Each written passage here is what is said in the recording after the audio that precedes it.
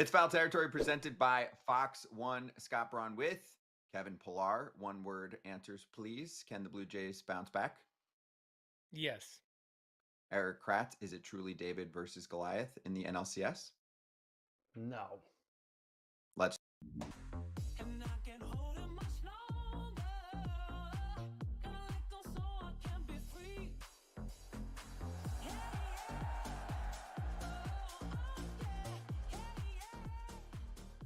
Doubleheader day in the LCS. We're getting the NL and the AL side. I'm very excited about it. And we're going to mostly talk about the postseason, not just during this show.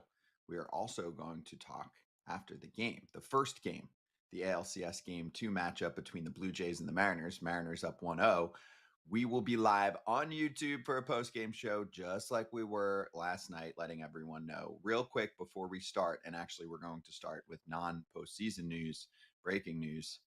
But KP, is a manager job not sexy anymore? Like a third of the league is open.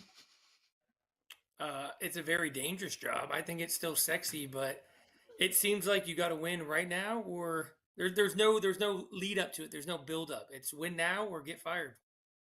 EK? I think it's probably lost a little bit of luster because of the fact that you're just basically a puppet and you're told what to do. And when it doesn't go well, they cut the strings out. See ya.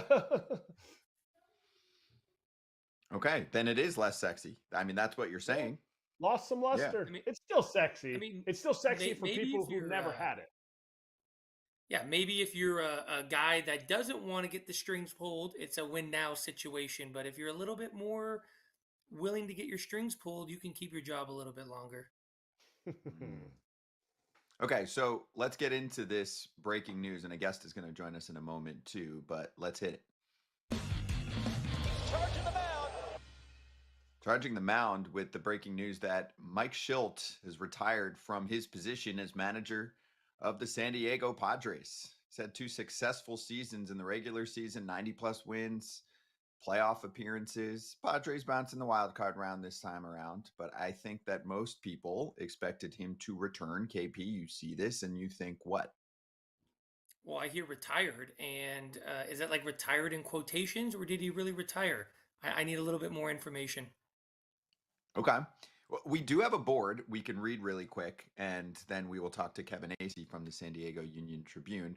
We do have a quote board with a little bit more info from Mike Shildt on why he did what he did. He said, "It is a decision that I thought about during the season and became at peace with over the last 10 days.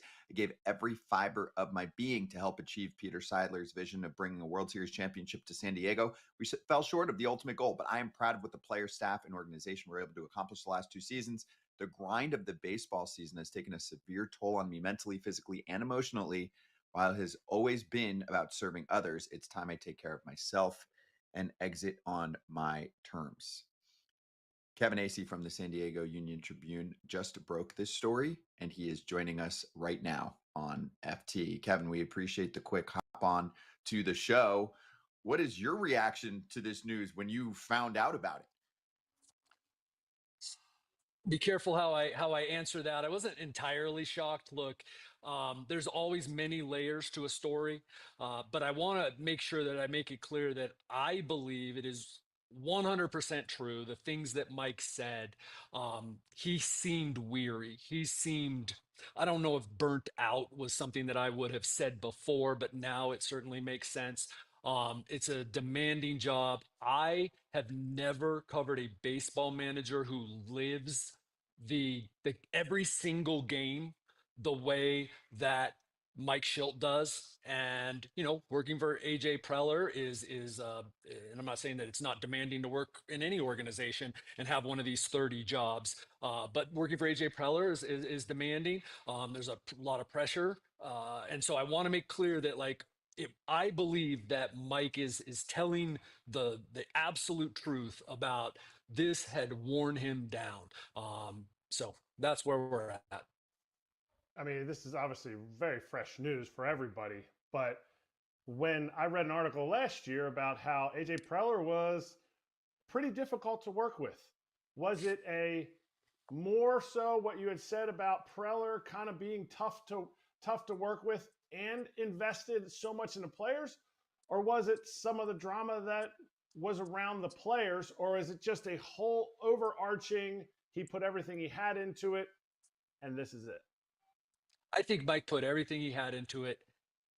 And I don't know if that's it, right? Like there are just many layers to a story, and some of them I've been peeling back, and some of them I'll continue to peel back. But I always hesitate because I know what the narrative is out there about AJ Preller. So I always hesitate to just flat out talk about, oh yeah, AJ's difficult to work with, or because I don't think that's necessarily true, or AJ's hard to work for, which I do think can be in the manager's seat, can be somewhat accurate. But like, look what AJ's Preller has done with the Padres. Look at the success. Look at the roster turnover and how there's it's a good team. There's a certain way, and Mike Shildt came into this job with eyes wide open about that. He was a consultant and a part-time coach, basically. He was a de facto member of the coaching staff for 2 years under Bob Melvin. There were no real surprises about this job. So I really do think, like, again, it struck me from the start, and I spent 15 years covering the NFL in between my baseball beat writing gigs. And he's like an NFL coach who has to live one game a year or a week. Mike lives and just gives everything every single game. And he's so invested in the players. And as you know, Mike is single. Mike doesn't have children. Mike lives baseball. And I am convinced, I think he's a good man at heart. And I'm convinced that he wants to kind of work on his well-being. Yeah, that was going to kind of lead into my question. He talks about his physical and emotional health. Just to confirm, he doesn't have any sort of illness that is forcing him out. This is kind of a preemptive, so he doesn't kind of go into, cardiac arrest or any sort of health issue. Yeah, he volunteered that to me. Like when he talked about his health, and we did have a conversation in addition to the letter that he sent, and he made sure that I understood that there was no pressing serious health issue. But I think all of us who put a lot into whatever the grind of your life is can understand that does have can have an effect on your stress, and all that can have an effect on your health. Lack of sleep, and I think that Mike's season and a manager's job is 12 months a year. It's not like a coach or somebody else. It's 12 months a year. But during those 8 months, it was sleep, work, Monday through Sunday, basically. And I think that Mike was ready to take at least, look, we all know what retire means a lot of times. Mike's 56 years old, hopefully a long life ahead of him. I do believe, whatever else came into play, Mike Shildt was ready to take a step off the very fast moving treadmill. Did you get any player reactions this early, this quick from the current team? Yeah, not more than.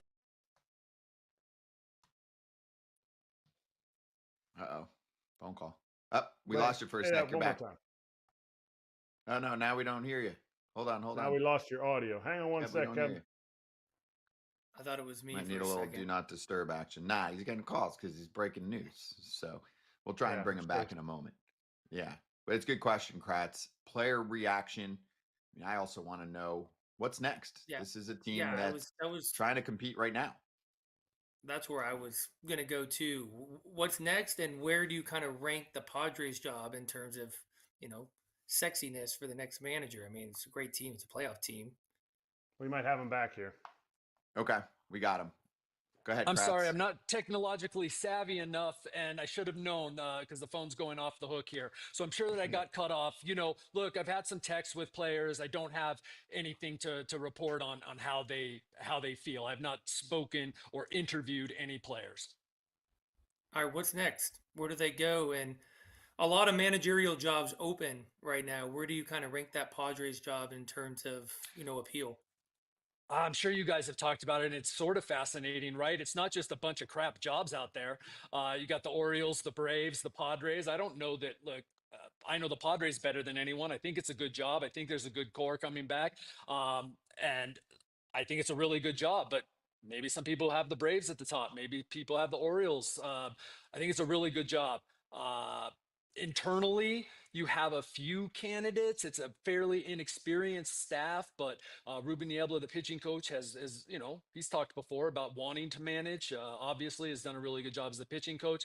AJ Ellis was a confidant of Shilt's and is a confidant of AJ Preller's. I think people consider him a future manager. Hey, I'm gonna put it out there that Albert Pujols makes all the sense in the world as well. Is that the ilk that you would think AJ Preller would go with, in the sense of when you say Albert Pujols, no experience, really uncertain, but probably isn't willing to be told what to do. If we're going with that narrative that I know you try to stay away from with AJ, but knowing AJ a little bit, that's kind of his narrative. Do you see it being a veteran, or do you see it being, like you said, the guys that have little experience? Here's one thing I know covering AJ Preller is I never predict or say where AJ Preller is going to go, right? Like, he hired Jace Tingler, who I believe could be a really good manager, but was not going to be in 2020, having the experience level that he had at that time. Then he hired Bob Melvin, who everyone was like, oh man, Bob Melvin's the best, and he's got all this experience. And he hires Mike Shildt. Someone like Albert Pujols would do his research. And one thing I want to make clear, that a lot of the narrative about AJ Preller is false, and is in that AJ is not controlling. AJ is relentless in his work. He is, and he's even involved there also. But the manager here makes out his lineup. AJ Preller might be like, hey, what do you think? And then the next day he might be like, well, hey, let's talk about that again. But he is not telling the manager where to put someone or who to play.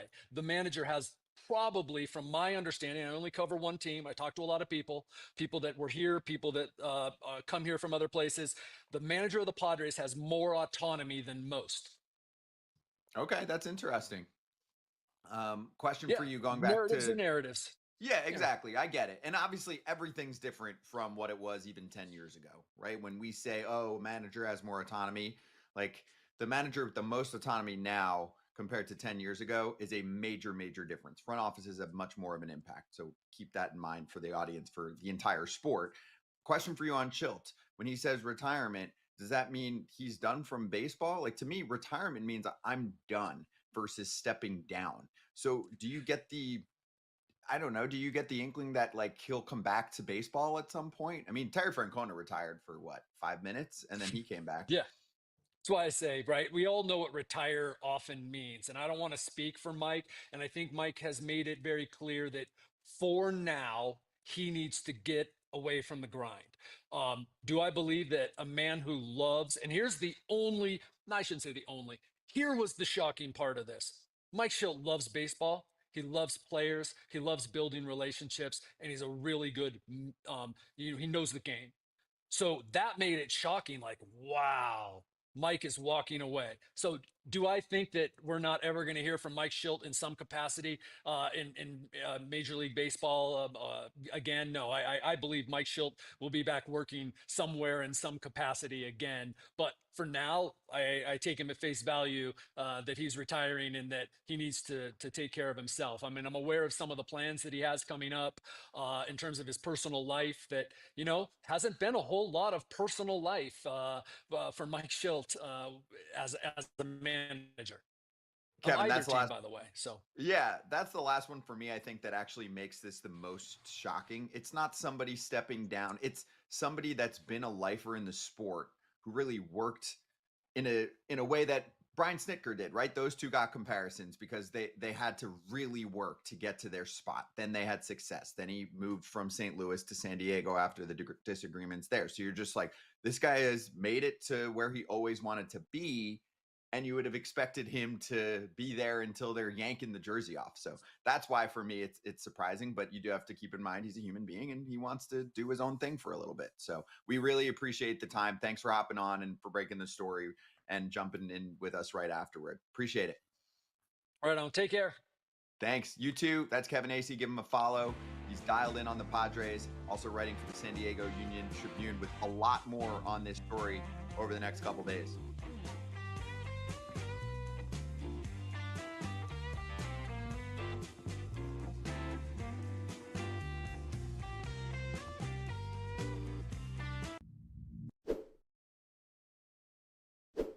Can I interest you in Surfshark VPN, which allows you to mask certain parts of your surfing around the web? Or let's say you're somewhere and you're like, I don't need this app to know where I am 24/7. That pops up on your phone all the time. Surfshark can help you out with that.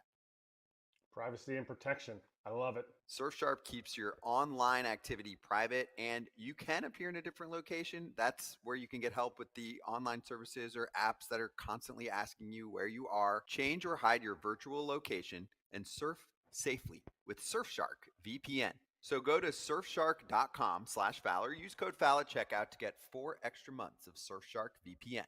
A risk-free 30-day money-back guarantee is there for you, and you can secure your digital life with Surfshark VPN by hitting the link below for an extra 4 months of Surfshark. Don't let online threats catch you off guard.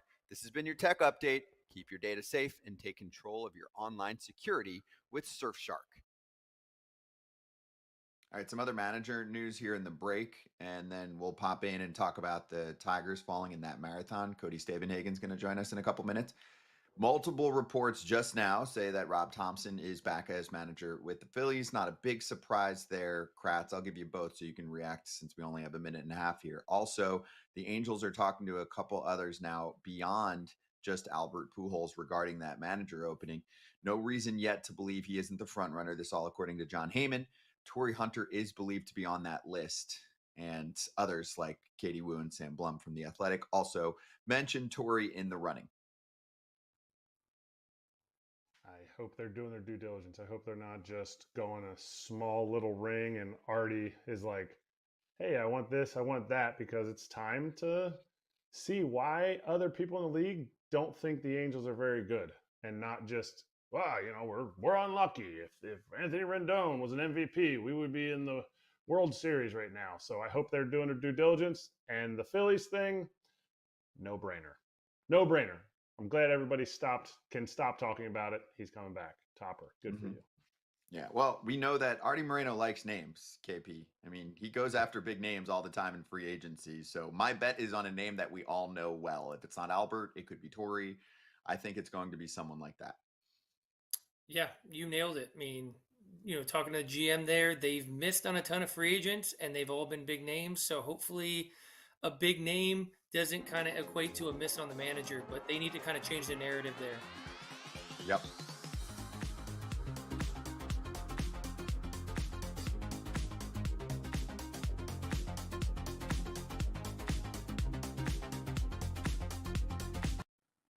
Here we go. Cody Stavenhagen joining us right now, Tiger Territory host and reporter for The Athletic, covering the Detroit Tigers. So that game happened over the weekend, and now we put this team to bed in the 2025 season. Nice and simple to start, Cody. How do you evaluate 2025 for the Tigers? I wish that were nice and simple. Scott Harris and AJ Hinch talked today for the postmortem press conference. I think Harris kind of agreed. It felt like multiple seasons in one. There were some big emotional swings. There was a lot to like. There was a lot to not like at all. I don't know how to feel about it. You know, in the big picture, hey, you made the playoffs, you made the ALDS, you still have a good farm system. At the same time, at points this year, it felt like you were destined for something a little bigger, and you just didn't get there. So there's some things to feel good about, and there's a little hints of regret as well. All right, tough hitting question right off the gate. Do they have the finances to keep Skubal, or do they got to trade him with 1 year left? Yeah, personally, I think that's looking at the question the wrong way. I think they have the finances. There's no reason to believe they don't. I'm not sure the Tigers are going to run a luxury tax team anytime soon, but they're still middle of the pack in payroll. Tarek Skubal's a Scott Boras client. They could offer him $1 billion, and Scott Boras might say, hey, you know what? Tarek's going to set a record for starting pitching. We're going to go ahead and take this to free agency, see if anyone wants to beat you. I think the Tigers have to be aware of that fact. They are aware of that fact. And so thus, I do think they have to look long and hard at trading him. Scott Harris today, talking about it, basically said, I'm not going to comment, which I think tells you that everything is on the table, including the possibility of a trade. All right, Cody, part of his press conference, he talked about the trade deadline. The team absolutely cratered, struggled, and we're here today talking about it because the Tigers didn't ultimately move on in the playoffs. Do you agree with what he said at the trade deadline about how they went after guys and it would have taken prospects, and that guy that they went after, not naming names, didn't do good, so we can kind of insinuate and know who he's talking about? Do you believe him, agree with him, or was he kind of skirting around the fact that there was other areas that they could have made moves to help bolster this team? Yeah, I think some of both. I think Scott's big picture view of the deadline is not at all wrong. Every year, there are a lot of moves that get made that look great at the time, and then those players don't produce, especially if we're talking about relief pitchers in a 2-month sample. It can be really hard to get that right. At the same time, executives are paid to get those difficult decisions right. Seemed like maybe there's some hinting about the idea of Eugenio Suarez, who obviously didn't have a good first half, homered against the Tigers in the DS, but is hitting below 100 in the playoffs. I get that. I don't think the Tigers should have traded Max Clark or Kevin McGonigal or even Troy Melton. At the same time, Ryan Helsley didn't pitch well in the second half. David Bednar did. The two starters they acquired, Charlie Morton and Chris Paddock, were terrible.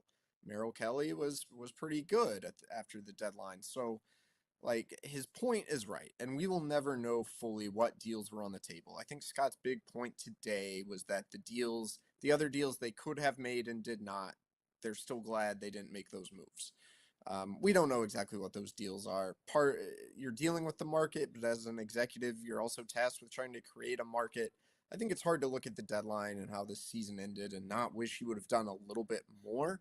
But that doesn't mean Scott still has a point in the way he's framing it. Sometimes it is easy to overrate and overvalue deadline acquisitions. One point I've been trying to force for a while, the reason there was so much focus on the deadline is because some other decisions went wrong for the Tigers this year. Moves they made back in the offseason, Alex Cobb, John Brebbia, pair that with some injuries and their pitching was thin, and then there was a pressure to add at the deadline. When you lose, when you fall short in the ALDS, when your bullpen was pretty thin, I don't think you can say, hey, we got everything right. But if he believes that, he's glad they didn't make these other hypothetical trades, then I do believe him on that. Yeah, on that note, do you believe they're kicking themselves over not kind of outbidding the Red Sox to get Alex Bregman? Because that would have obviously solved a lot of issues. Yeah, I think that's a fair question. And when we talk about payroll, that is worth bringing up. There was so much made. Like, the Tigers did make a competitive offer to Alex Bregman. They were willing to go 6 years, which in the winter, none of us, myself included, thought they were. And then it kind of begs the question, well, if you were willing to go 6 years, why didn't this deal get done? Why not kick up the AAV a little bit more if you're already in that territory? We'll see if Alex Bregman opts out. I think it'll be fascinating if he does, because he, again, checks pretty much every box the Tigers need, but he's another year older. Another year of his prime or close to his prime is gone. So are you going to be willing to go 5 or 6 years again? It's even riskier than it was last time around. If they didn't want to do it, I would kind of understand, which gets back to, the way to avoid all this would have been to get the deal done last winter. Cody, I want to go back to the postseason. Let's rewind. So the season ends weirdly, but they make it into the playoffs, partially because the Astros crumbled down the stretch. The Guardians were flying high, Tigers weren't, and the Tigers beat them. Cool, okay, made it to the DS. Now they take the Mariners to a 5th game and they fall. So let's go to that point. What did you learn about the Tigers in that series, and how can they fix it going into the next season? Are there more holes in the lineup than we think? Is there too much platooning and scheming going on? Or do you go, okay, I mean, they took a team that might make it to the World Series to a 5th game here and a 15th inning. Yeah, I mean, they played better. They regained parts of their identity in October. They also had a lot of flaws show up. To your point, the lineup, I think, has some holes in it. I think that is the biggest and most difficult question for the Tigers this winter, because you have this core of homegrown position players you're going to bring back everyone except Gleyber Torres. Well, Gleyber Torres, although he struggled down the stretch, turns out he was playing through a hernia, was your best consistent quality at bat, was one of your best bat to ball, on base guys.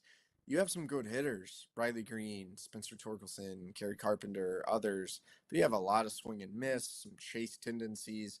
Asked Scott Harris about that today. He talked about, hey, we're going to do some bat path work on approach. Like, that's all good. I think that can only help you so much. Now, they have drafted and developed differently under Harris. Some of the guys rising through the system, like Kevin McGonigal, have better bat-to-ball, contact-oriented profiles. That bodes well for their future. But I'm not sure there's one big fix coming in 2026, and unless you're willing to move on from young players who you still feel pretty good about, it's hard to know exactly how you were going to reshape this lineup. I think the Tigers are weighing these same questions, and that's why there's some hard decisions ahead. But that's what stood out. That's why they lost the DS. They pitched pretty well. They struck out too much. They didn't have good quality at bats with runners on base. Those of us who had watched the Tigers all year saw that for all of September, really for the bulk of the second half. And it was heightened, I think, when you're facing elite pitching. Like, that was a line players started using, well, we're facing the best pitching in the world. And you were. And it's not easy to hit Luis Castillo or whoever else it might be. But that's the challenge. And that's the challenge of winning in the playoffs. And the Tigers in their lineup didn't quite have enough. That's part of why they platooned so much. I think if you handed A.J. Hinch the lineup he had in Houston and said, which one would you like, he would take Yordan Alvarez and Alex Bregman and Kyle Tucker and all of those guys who you don't necessarily have to platoon as much. That's why there's not one easy solution, but overall they need a little bit more in the lineup. But and maybe this is a cop-out, but you just said you can't really get rid of some of the guys that you have because they're so young. Can't we say some of this learning process is because they're so young? Or do you feel like the way that they're used, nobody in this lineup that's platoon is going to be able to make that like major leap and jump that they need to make, which players normally make at this point in their career? I know they're all different ages, but I'm saying that at this point in their career, you get to that 2-3 years in the big leagues. That's when you start to really hit your prime. So aren't they just primed for a progression and not a regression? I think that's the hope. I think the argument against that, look no further than Riley Green, who's a great young hitter, a really talented player. He hit 36 home runs this year. He achieved like his ultimate power ceiling. In Riley Green's first 3 years, his walk rates went up, his strikeout rates went down. That changed in a big way this year, and he struck out more than 200 times. Was that because he was chasing too much power? I don't know. The chase rate was also through the roof. So it wasn't just that he's swinging and missing in the zone. He was chasing. He was selecting bad pitches. So that's kind of always like the fallacy, or at least the risk in player development and betting on young hitters, is it's not always linear. It's not always this perfect progression. And then sometimes the profiles of players who swing and miss, although they can make incremental gains, if this is still someone who's prone to chasing or prone to whiffing, can you really expect that to have a drastic change? I'm not sure. I don't think the Tigers should abandon Riley Green by any means, or really any of their young hitters, but I think that's just what makes it hard, if that makes any sense. Yeah, absolutely, Cody. A lot to discuss, a lot to digest here over the offseason, but now the Tigers have time, and I will say that was a fun roller coaster ride where Kratz, let's bring Kratz on actually for the closing line. What did you say about the Tigers last night on our post-game show when we were talking about the Blue Jays and the Mariners? Maybe the Tigers it was about offense. Scored in that. They would have never scored. Like, we would still be playing. We'd be in like inning 36. Just because they weren't willing. They get 6 guys on the leadoff innings. They weren't willing to move them over. They weren't willing to do things in the game that said, you know what? I just don't got it. And I go back to like my at-bats. There were some times where there's a dude on the mound. There's a runner on third and 1 out. And I'm like, good chance I probably am not getting a hit against this guy. And I'm the most falsely confident person in myself in the world. I'm like, maybe I need to put a bunt down.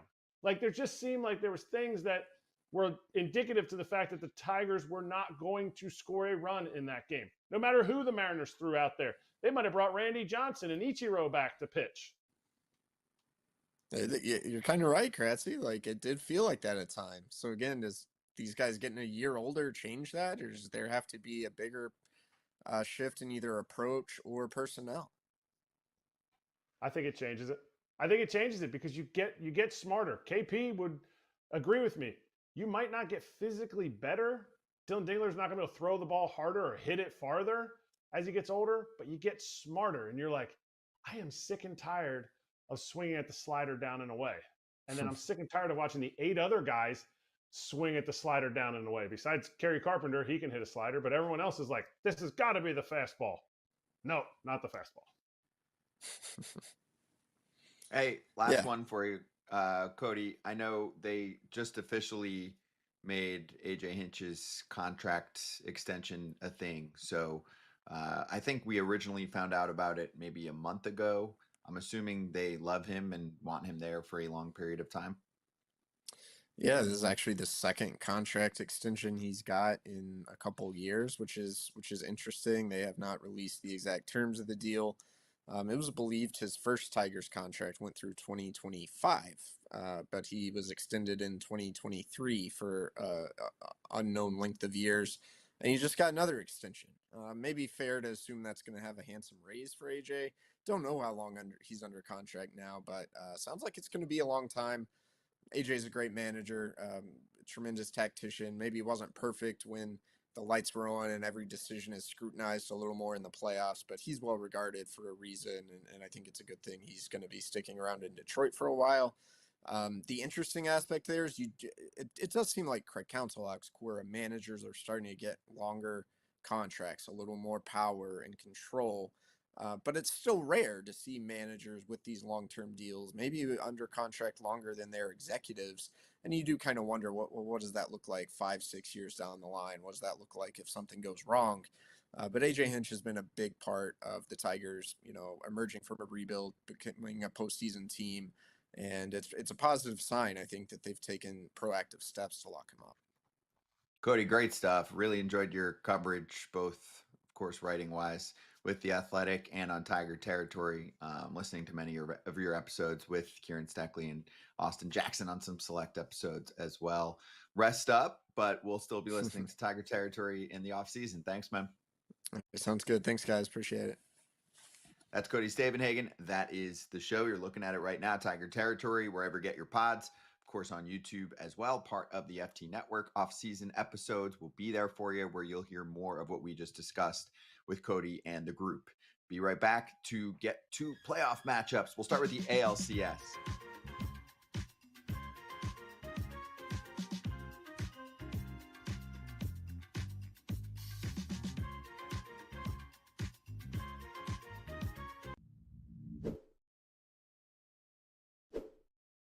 KP, we both love Omaha steaks.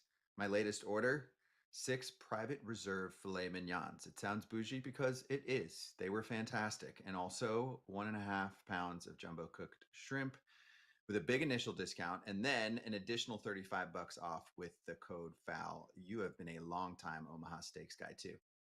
Yeah, back in college, I would always order steaks. I'd put them in my freezer, and that's the reason I bulked up, is because I always had fresh steaks in my freezer ready to go.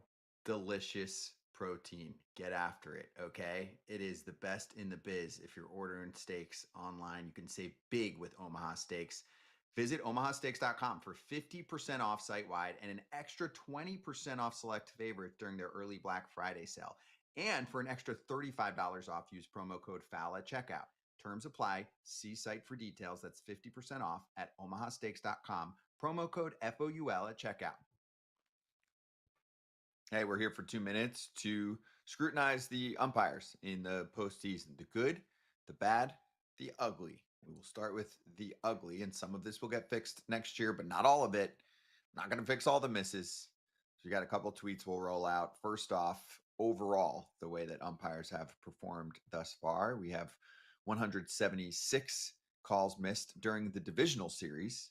That included 18 incorrectly called balls and 2 strike counts. Instead of striking out, 12 of those batters ended up reaching base. And then we want to give love to Alan Porter, right, guys? He had a standout performance. And is he one of the best? There's the Yes. umpire scorecard for him in that Game 5 ALDS.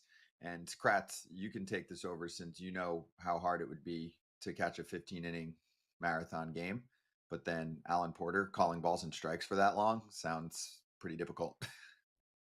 And it's all different arms. It's not like he saw like 4 pitchers on each side. Each team threw out 7 guys, so the ball's moving in different directions.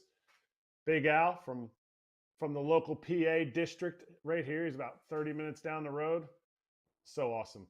I'm kind of hoping I see him in the World Series because Al came up through the minor leagues with us, and for him to, he's always been locked in. He's always been a little bit of a smaller zone, so you get less wrong when you have a smaller zone. But that was a good game. KP, you like him? Oh, we're out of time, but I'm going to assume yes.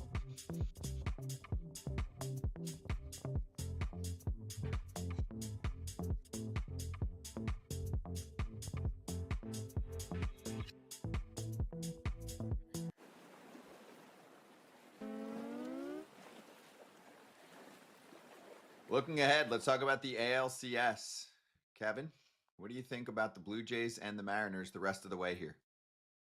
Yeah, I was texting both of the voices of the Toronto Blue Jays last night before the game, and I was telling them that was the one game I was really worried about.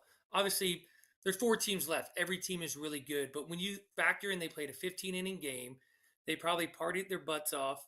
They got on that plane, they flew all the way across the country. They get to Toronto. They have to be at the field that day for media day. They were just on this whirlwind of emotion and adrenaline. You can't really even explain it unless you've lived it. They don't even know where they're at right now. They're just like on this adrenaline high right now. And I felt like the Blue Jays were in prime position. They had their ace on the mound. They had rest. They were at home. It just felt like it was one of those games that was too good to be true.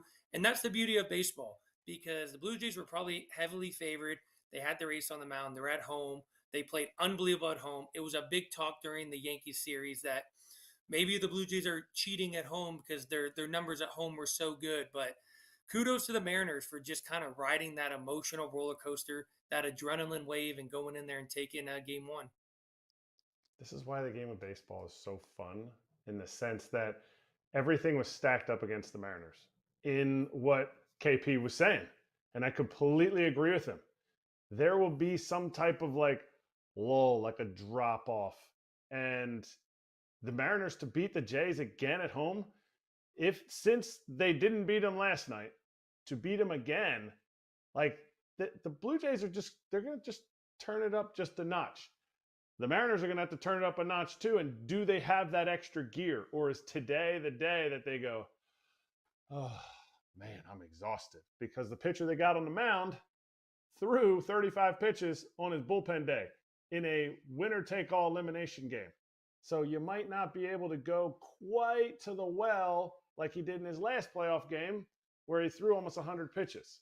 Like, Logan Gilbert's going to give you what he has, and it's a lot, but this Blue Jays lineup is relentless. And you saw it last night. They didn't strike out a ton, but they put a lot of balls in play early, and it didn't make Bryce Miller work that hard. So to me, I think the Blue Jays are in a fine position.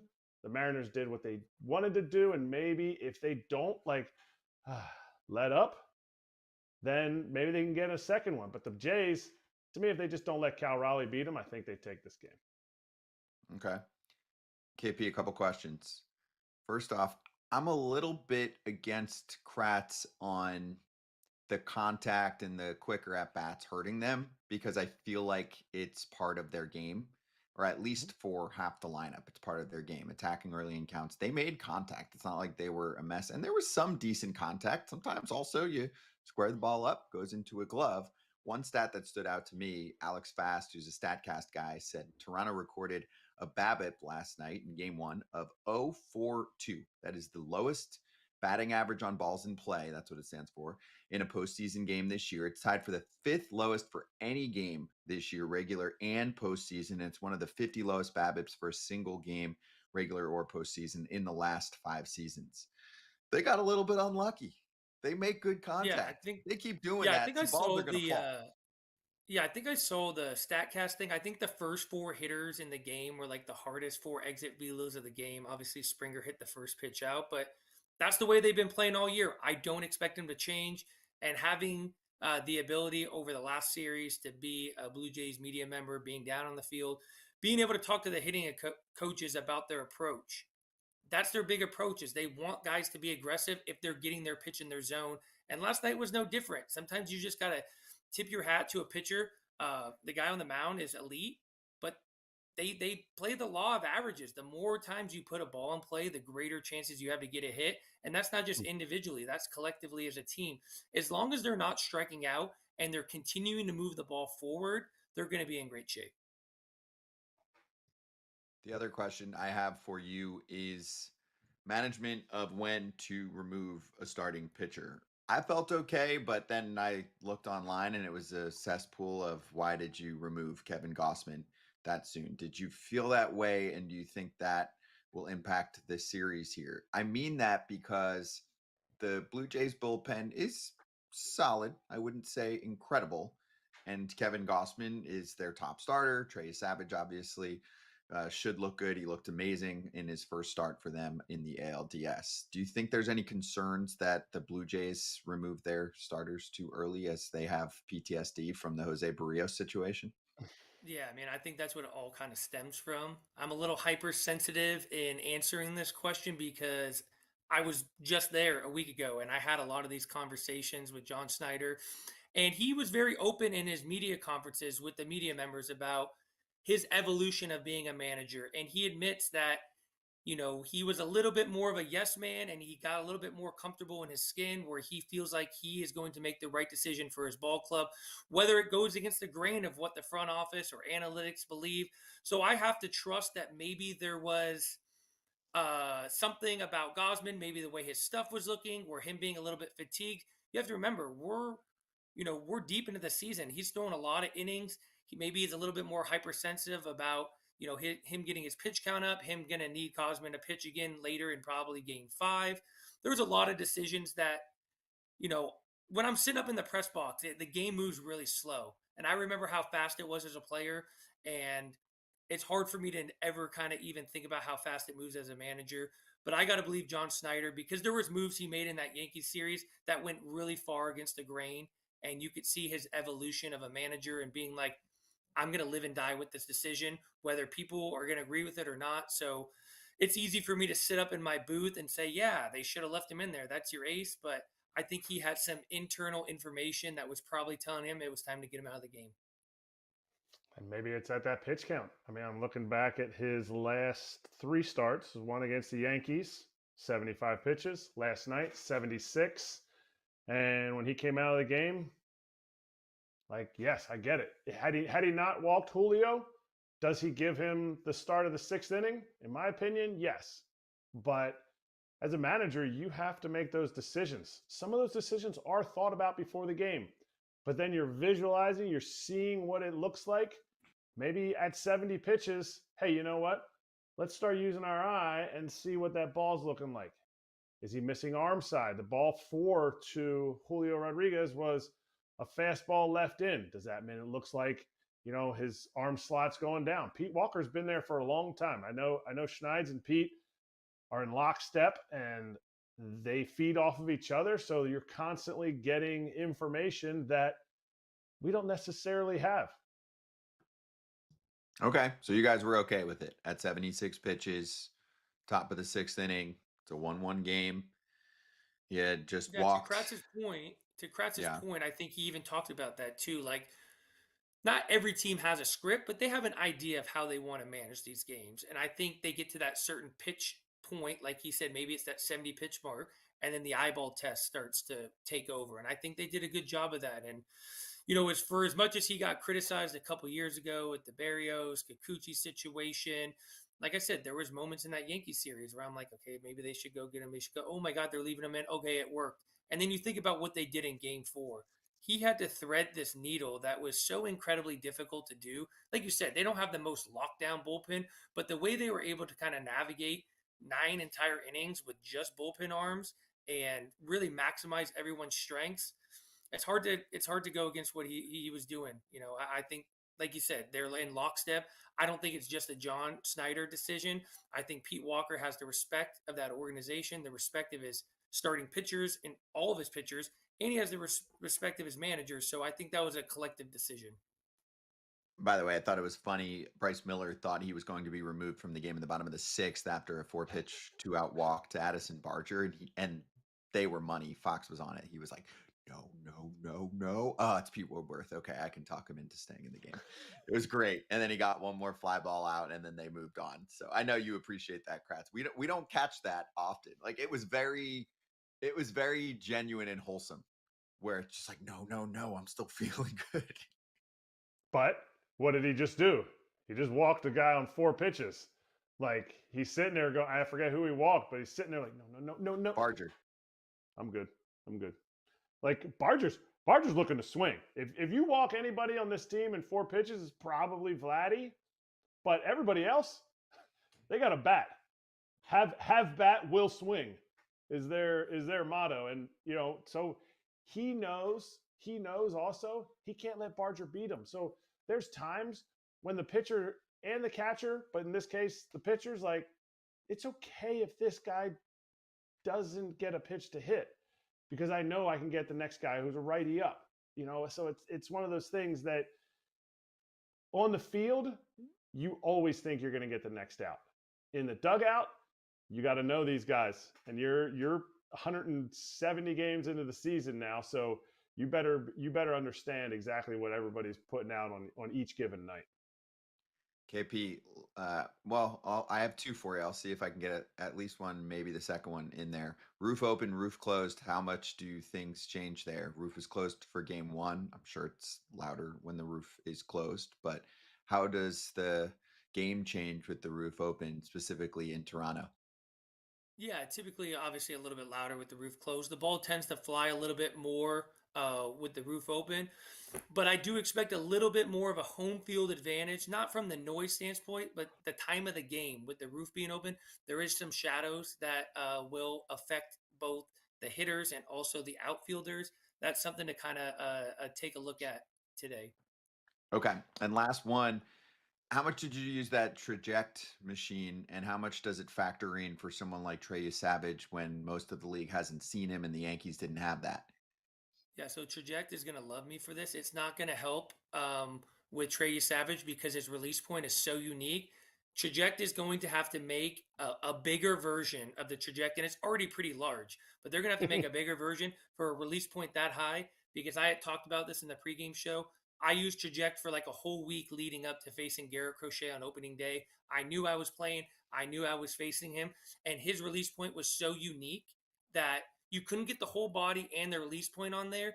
I could still see the stuff, but there's something to be said about a guy that's that unique. I need to get in the box and see him, and I think Seattle is going to be in a little bit of trouble, much like the Yankees were, facing a guy that they've never seen. You can do all your homework. You can watch a guy. You can look at his X and Y spreadsheet. You can look at all the analytics. You can pick up the phone and call Judge and be like, what it looked like. But until you're standing in that box, you ain't seen anything like this. Traject would help a little bit in terms of the movement of the pitches, but finding the release point and stuff is going to be very challenging for these guys. That is money analysis right there. Traject is going to really struggle because his slider actually goes backwards. So Traject's like, put in the computer. What? Like it's supposed to go, slider's supposed to go that way, and his actually goes like this. Like it's not even straight down, it's the other way. So Traject's going to be like, can I compute more data? Fake slider alert. Left-handed slider. Yep, but we'll see. Well, I'm excited about it. All right, coming up next, we will put the 2025 Cubs to bed with Sahadev Sharma.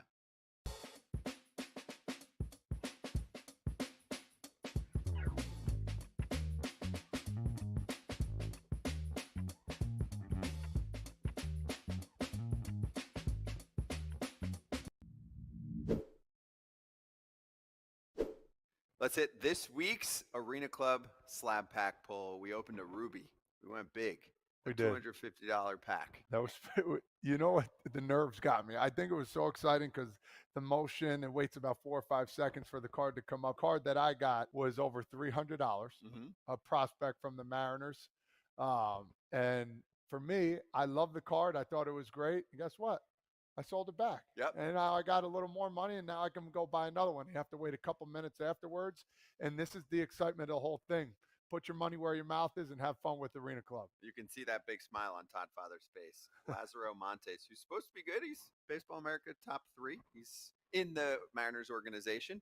But Todd Father sometimes thinks prospects are suspects. Sometimes. So he's going back to the well, and we'll see what he gets next time. Use the code FOUL, F-O-U-L, at arenaclub.com/foul if you want to get in on the first slab pack experience and get 20% off or 20% off your first card purchase. Okay, I could do 2 hours on this, but we have 2 minutes. You guys were talking about how the Angels need to catch up to the rest of the league for the past couple decades. How about air conditioning in the weight room?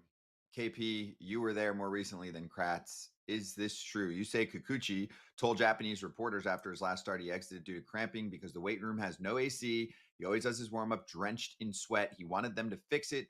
Team never did. I believe it.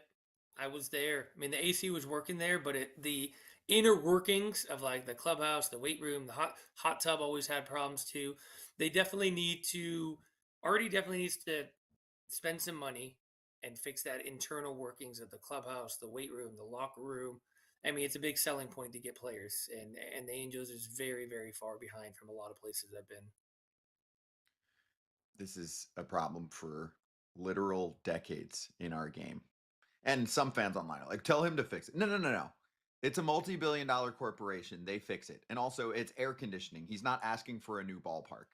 Kratz. We see these stories often with them. And that's why people are like, what's wrong? I don't get it. Or whatever. It's just AC. No, everybody else gets something. And then the Angels act like a third world country with amenities that should be a given in 2025. There is so much. I was just talking to my kids about the fact that when I first made it to the big leagues and I played against the Red Sox, we had to walk across the street to work out. We had to walk across Waveland to work out. Like, organizations have been behind, but you can't continue to be behind if you want to be a marquee World Series winning organization. And he spends on his payroll, maybe not correctly, spend on it all.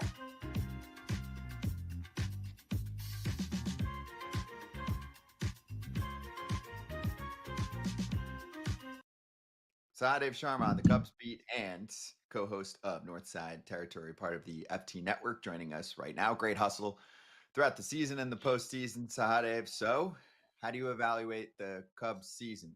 Some have said, I've actually talked to a few around Chicago that believe this was a very successful campaign for the Cubs, given what they had to work with going into the year. Would you agree? Yeah, I mean, what they had to work with, considering Justin Steele got hurt, considering Cade Horton was hurt for the playoffs, it was a perfectly acceptable season. It was a step forward after what we'd seen in previous seasons. So in that regard, you can say there was some success. I just think, with the way the season started and how good the offense looked to begin the year, how with a confidence level within the team and outside, it seemed like they had a shot at the World Series. Maybe that wasn't the case entering the playoffs, with considering the injuries and where the offense was at.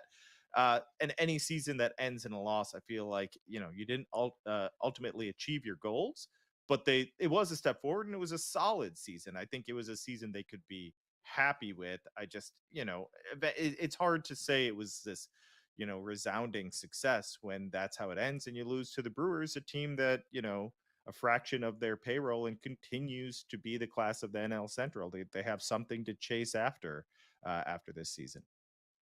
Yeah, two-part question for me. I know he didn't have the year that he was hoping to have. I don't think he was having the year the Cubs thought he would have. But did Kyle Tucker do enough to impress the Cubs to make him a priority in free agency? And the second part is, did the Cubs do a good enough job of impressing Kyle Tucker for him to want to come back? So I think the Cubs are looked at as a pretty good organization as far as taking care of their players, taking care of players' families, all those things. players that I talked to seem to really be happy with how the Cubs run things. I do believe Kyle Tucker liked Chicago, especially in the first half. He was really loved by the Wrigley faithful. Things changed in the second half, whether it was injuries, ineffectiveness, whatever it was. He wasn't nearly as good as that first half. That first half, he was an MVP candidate. The second half, he didn't play much, and when he did play, he wasn't at that same level. I think in general, it was going to be hard for the Cubs to re-sign him. I think they looked at this as a 1-year thing, and if things kind of worked in their favor somehow, maybe they'd be able to re-sign him. The Cubs, the reality is the Cubs do not spend like a top 5 market. They are a top 3 market, and they spend like a middle tier market. That's just how it is. I don't think it should be that way, but it's just kind of how it's been for a few years now, and you kind of have to analyze it going forward with that knowledge in mind. So I don't think they're going to re-sign him. I'd be surprised by it. I don't think he's going to get that $400 million deal we were talking about 6 months ago. I think it may be in the 200s, and I still don't think the Cubs will sign him because it's going to be 6 or 7 years or something like that. And that's just not where the Cubs' heads are at. I think they will spend that type of money on certain players. I don't think Kyle Tucker's that guy. I do think the injuries and the ineffectiveness and maybe that calf injury, especially at the end of the year, and how long it took for him to come back from that may color some of his time with the Cubs. And I think it may end up leading to him. It could end up leading to him getting a little less money than a lot of us expected. So he finished actually 3% higher OPS plus than his career. So if he had his first half and the second half, would you change your tone? Or would the Cubs also be in the NLCS if he had the first half that he had his first half in the second half? That's a really good question. I do think part of this is narrative and recency bias. I struggle with it too. But I'm just going off what I've heard as far as my understanding of where the Cubs are at. Yes, I do think we'd be talking a little bit differently about Kyle Tucker. We'd be talking a little bit differently about the Cubs in general if he had that first half and the second half. It's just natural. We'd be talking about, wow, look at this guy stepping up down the stretch and his postseason performance. This guy's clutch and things like that. It's just the reality of the situation. And he didn't have a bad playoffs, but that final game, he was the one that stepped to the plate in the biggest moment for the Cubs.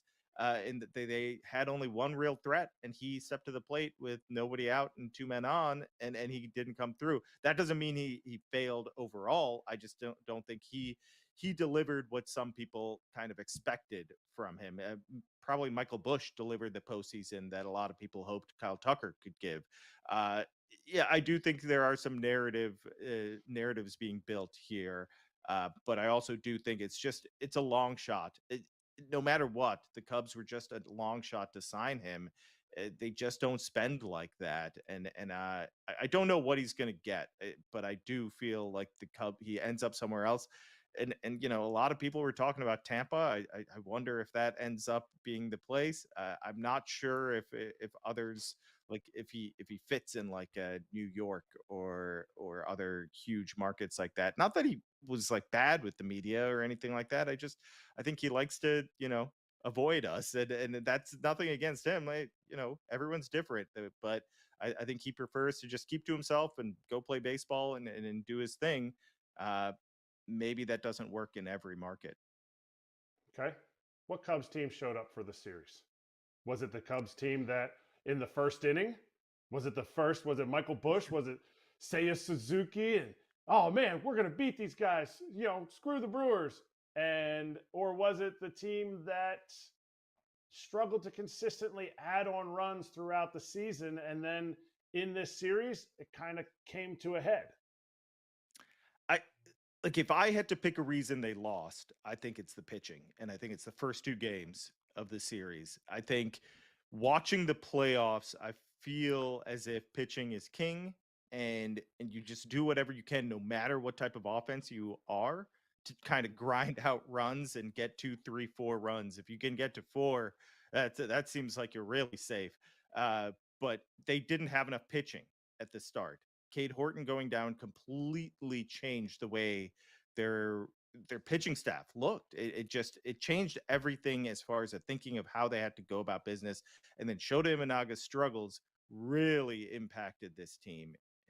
Those two things completely changed how the postseason looked for them.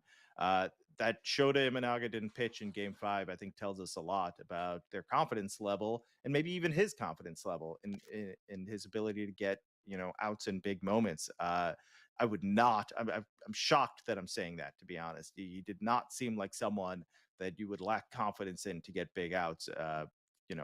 At the beginning of this season, even in the middle of this season. So that his star has faded so quickly is a surprise. I do think the offense didn't show up. I think it's hard to really jump on them because I think that's just playoff baseball. You got to find ways to score a couple runs here and there. They didn't do it in Game 5. They scored enough generally. You need to score 3. They should have added on more. Absolutely. You have to come through in more situations. You have to put more pressure on the opposition. I just think the Brewers threw a lot of good pitchers at them. Their relief group was better than I realized. I think, or maybe wanted to admit at times. Mizorowski had a really good series against them. Some big outs for the Brewers, especially in that final game. He's someone that I've watched struggle in moments and look terrible, and then just is locked in. And it seemed like he was locked in his 2 appearances with the Cubs. There were moments when he first came out in that, what I believe it was Game 2, when he came out, and I said, this guy doesn't have it. He was kind of spraying the ball all over the place, and then he just quickly locked in, and it was downhill for the Cubs from there. But good, like I'd credit the Brewers pitching more than anything, and kind of say the Cubs just didn't have it in those first 2 games pitching wise. Matthew Boyd on 3 days rest, Shota Imanaga struggling. It sunk them. Yeah, I think with a healthy Justin Steele, you would probably put him in Game 1, and you trust him being able to go out and go toe to toe with an ace. Do you feel like they missed that window once he went down? I know it was early in the year, but to be able to try to go on and add a guy to kind of replace him for foreshadowing, if we get into the playoffs, we need a legitimate number 1 to go against every other team's number 1. I agree that they needed to do that. I don't know if that guy was available at a reasonable cost, because the guys that really moved the needle, in my opinion, were like Joe Ryan, some of the Marlins guys, even Mackenzie Gore, who I know he had a really bad second half, but those were the guys at the deadline that you could have pointed to and said, that moves the needle. None of those guys were moved. And from my understanding, the prices were pretty exorbitant. They would have had to give up either, you're talking about either Cade Horton or Matt Shaw. And that's something that I don't think they wanted to take away from their major league roster. And I understand that thought process. You give up Cade Horton. I think he's someone, you mentioned Justin Steele. He's someone I think could have matched.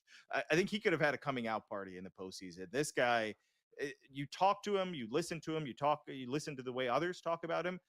You understand, not only does he have stuff, not only was he improving as like each start out, but he also has the mentality that teams crave from a starting pitcher. This guy is not afraid of any challenge. He hits a rough patch, and all he wants to do is fight through it and get better and learn from it. Really impressive guy to talk to. Really impressive to hear from the coaches that they thought so highly of him right away. Tells me a lot about him. I think he's a guy that, as long as he stays healthy, I think this is a guy that in a year from now, we're going to be saying, does Cade Horton deserve Cy Young votes? Things like that. I really think he's got a high upside, and that's a guy you should watch. But I agree, they should have gone there. There wasn't that pitcher moved, but they needed to do something. And it, hindsight is 2020, but we were all saying it at the deadline. They're going to go get a starter. They're going to go get a starter. They went and got Michael Soroka, just didn't impact the team as they had hoped. So it didn't work out, and it looks like it bit them. All right, another young guy that's on this roster, Cade Horton's just turned 24 years old. Pete Crow Armstrong played his entire season, his 23-year-old season, all-star. Is his approach and the way that he goes about his approach at the plate, I get it. He made some ridiculous catches in the outfield in the postseason. Is his approach something that he and the organization want to maybe change? I think he had 29 walks and 155 strikeouts. Is that something that they want to change, or do they just want him to have more success and figure it out that way? Because his on-base percentage just started to decline the whole year. And then when you get to the postseason, teams are like, oh, well, he's going to swing at the rosin bag, so we'll go ahead and just throw that to him. Yep. Yeah, it's a fair question. I don't know. It's a risk, too. When you start talking about changing someone's approach that's already in the major leagues, uh, that's really risky. And we've seen it go sideways. We've seen it with the Cubs go sideways. I go back to Starlin Castro when they tried to do that with him and tried to tap into more power, get more walks. It went really sideways and altered his career. It can work. It can.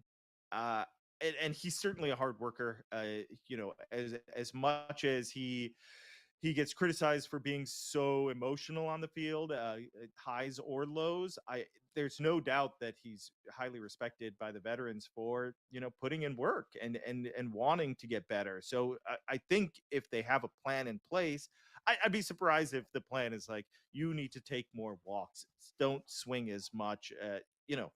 Swing decisions are probably something he'll continue to work on. I do think that improved as the season went on. Obviously, he was exposed in the playoffs. There are certain holes. Obviously, the scouting reports get much more specific. You get a ton more information, and the pitchers are just better. Especially some of those Padres pitchers that were they were going up against. Freddie Peralta. These are guys that can specifically expose their stuff. Specifically exposes Pete Armstrong's biggest holes. I agree that something needs to change, and maybe that's just natural development. I also think that this may be kind of what Pete Armstrong is: really high highs, some pretty bad lows, and then it's about minimizing those lows over the course of his career. I think we all, myself included, we probably got carried away in that first half. Oh, is this who this guy is? And I think we kind of came back down to earth and said, okay, he's going to have normal ups and downs, and the ups are just so high that you could just it takes you to this level where you're like, wow, this guy's a superstar. Certainly performs like one at times, but he's a flawed offensive player, and I'd be surprised if there's major changes. I think you could hope for and expect natural development for a young player. I just don't know if he's going to be a guy that we see a high walk percentage for. I think his on base percentage is going to be based upon his batting average, and for him, like that may not be the highest, and you have to hope that this power is real and sticks around. Otherwise, what he is a really good defensive player with a ton of value there, and if he can be an average offensive player, that's still a really good player. But I think he just set expectations so high in this first half that we're always going to be wondering, can he be that guy for a full season, for a full career? Man, it sounds like you were talking about me at the end. Good defender, average offense, still valuable, man. You can play a long time doing that. But speaking of like breakouts, Pete Armstrong, we talk about. I don't think Michael Busch gets enough credit for what he did this year, but I love kind of talking about the old guys in the game, the veterans. I wish I had a hat that said "Keep old guys employed." Talk about kind of the impact that Justin Turner had, maybe on those two young guys, but maybe just the entire culture of the Cubs. Yeah, I think it was huge. I don't think you can overstate it. I came into this business very much a numbers guy and underrated the stuff going on in a clubhouse. I've been in clubhouses for 15 years now over that. I've learned a lot about the value and the intangibles that these guys can bring. I do believe there's some younger leaders in that clubhouse. Nico Horner stands out to me. Ian Happ is a good clubhouse guy. But a veteran like Justin Turner, who has been through it all, who has been a star on a team, who hit a really big home run against the Cubs in the postseason. He's seen a lot, he's done a lot, and then so not only does he have that experience, but he comes into a situation where he could complain. He could say, I should be playing more. I need more playing time. Look at my, look at what I've done in my career. Never once did he do that. Never once did I hear a complaint from a coach like, this guy's just, in the clubhouse telling everyone how great he is. Nothing like that. That's not who he is. I think through his career, he learned that. He learned like, okay, this is where I am now in my career, and this is the role I can hold, and I want to be great at it. I want to do this, and I want to do it well. You'd see him a lot of times putting his arm around a guy in the dugout and kind of calming them down. Hey, we need you. We're going to need you later in the season. We're going to need you later in this game, whatever it may be. And from my understanding, he'd also get on them. He wasn't afraid to call someone out and tell them, you need to, this is how you behave in the big leagues. This is what you need to do. This is the type of work you need to put in, whatever it may be. He wasn't afraid to call guys out. And I think being able to do both is hard in any area of life. Like, I know as a dad, it's hard for me sometimes to be the bad guy, but like it's sometimes what's needed. It's the, and he was really good at it. I was impressed when talking to him and just when hearing from others, players that barely impacted the playoffs or in any way spoke really highly of them. Young guys, Ben Braun, I think made one appearance and just gushed about Justin Turner. I think he had a major impact on this team, and he probably, years from now, we're going to hear he had a lasting impact, something that hopefully helped guys grow in some way and leads to a longer career or gives them some perspective in the game that helps them get through future difficult moments. I've seen this rivalry firsthand, the Cubs and Brewers. How, as seeing it from the Cubs side and hearing Cubs fans, how have they reacted to the hanging the L flag in their team picture when they had already beaten the team? As much as I could say, you know what, I'm a Brewers side of this argument, I'm never a side of rubbing it in their face. But is it fair? To the victor goes the spoils?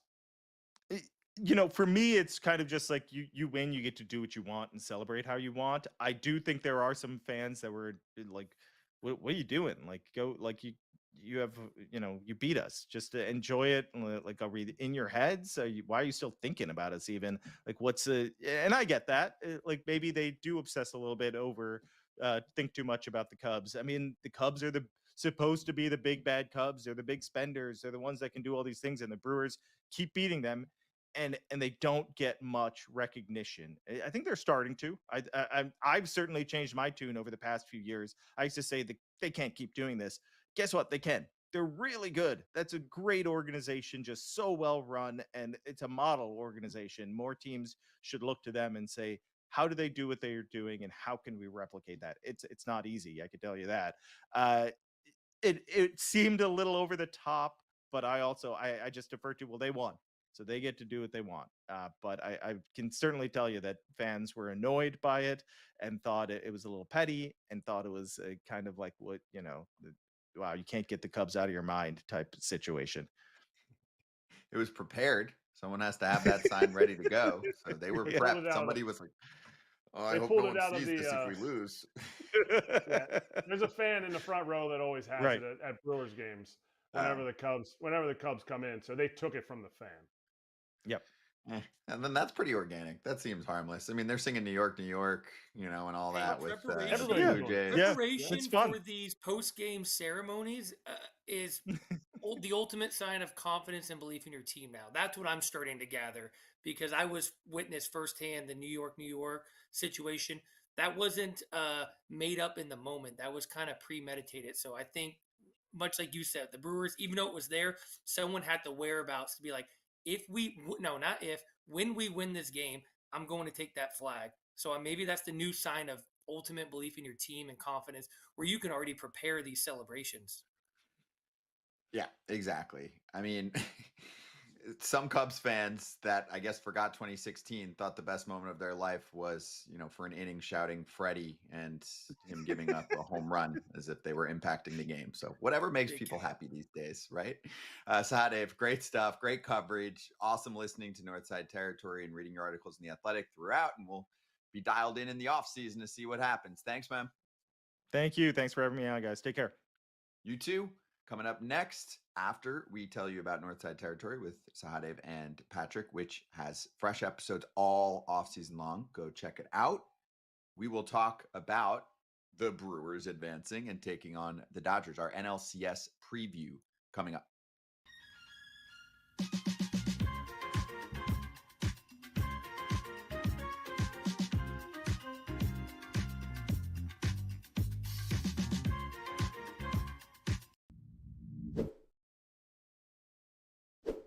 This is for everyone listening right now.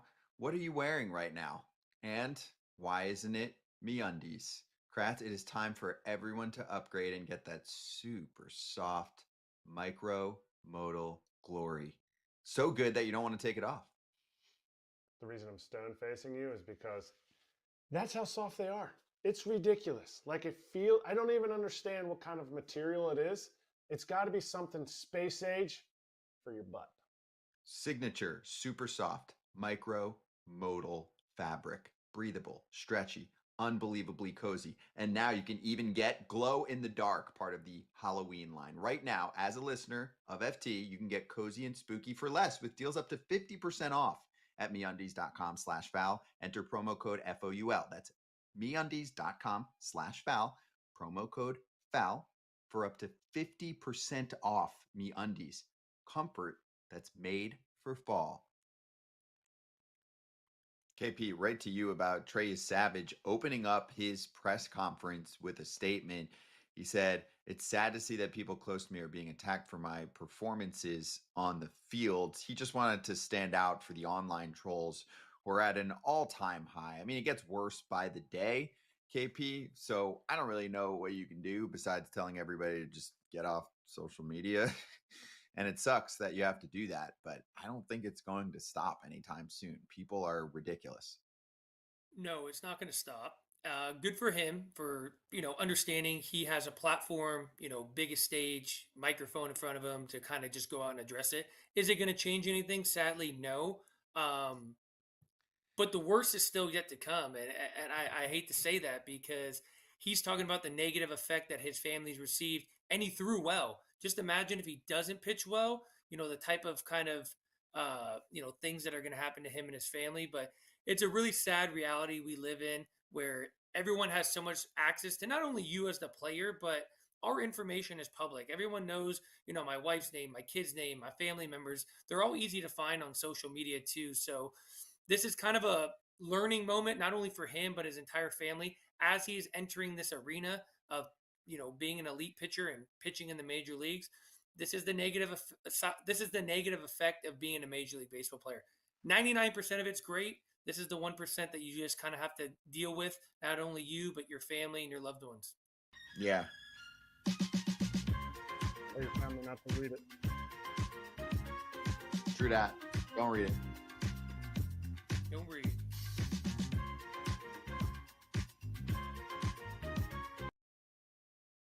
Here we go. We're about to talk to, Cam Collier is joining us in one moment. So we're getting ready for him, and then we'll get to our NLCS preview. And just to give you a little background on Cam, 18th overall pick by the Reds in 2022. He's one of their top prospects, and he's playing right now in the Arizona Fall League for Peoria, and he's good to go. So there's your intro, and Cam is ready. Cam, great to have you on the show.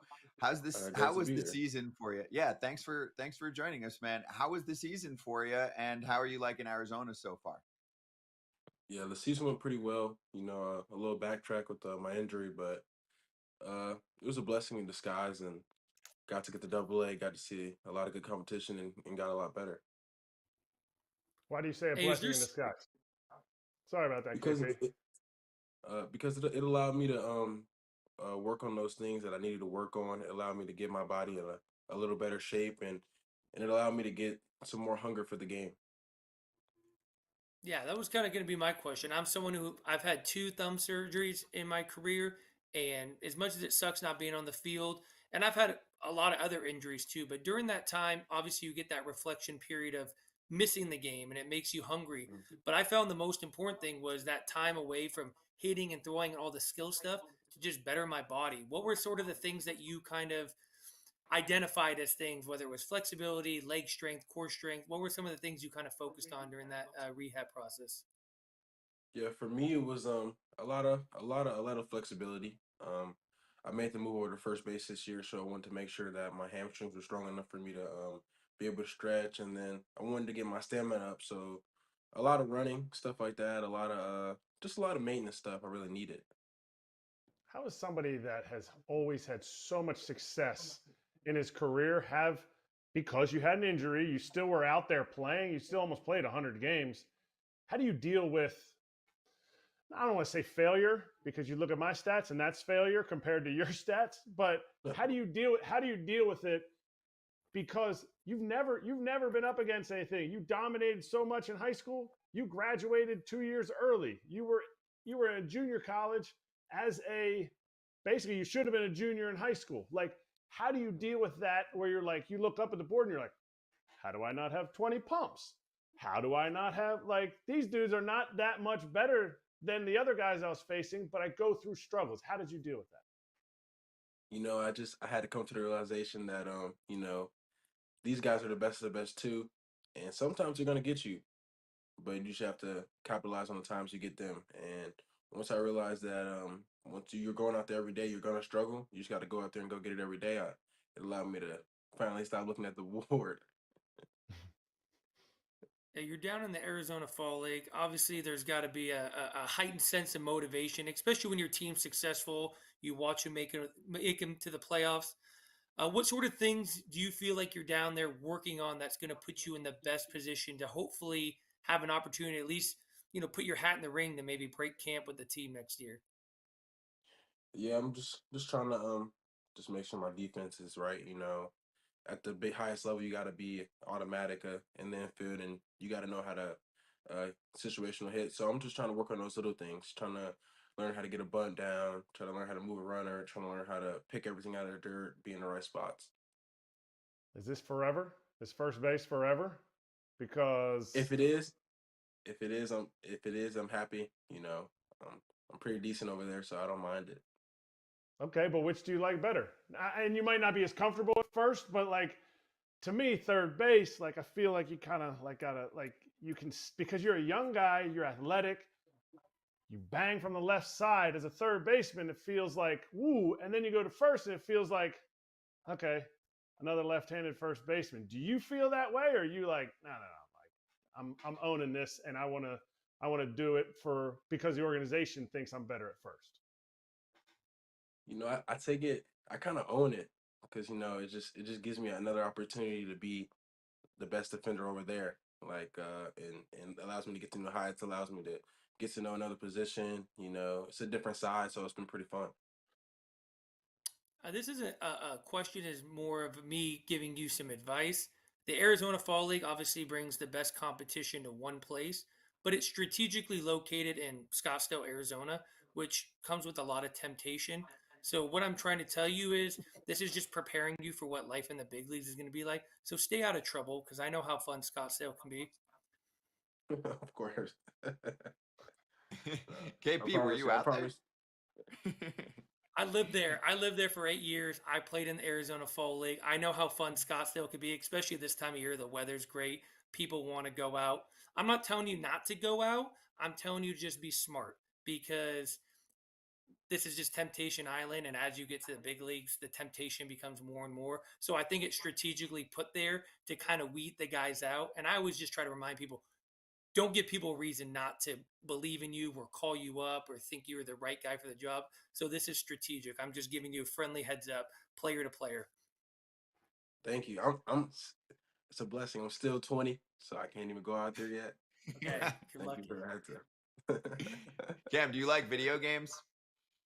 Yeah, I like video games. Yeah. Okay, so then you're good, right? I mean, that's a big shift though in today's sport. I mean, if we go back even 10, 15 years, so many ball players were out all night. I'm talking about the big leagues. I mean, a lot of guys that I've worked with over the years in my broadcasting career would be all-nighters.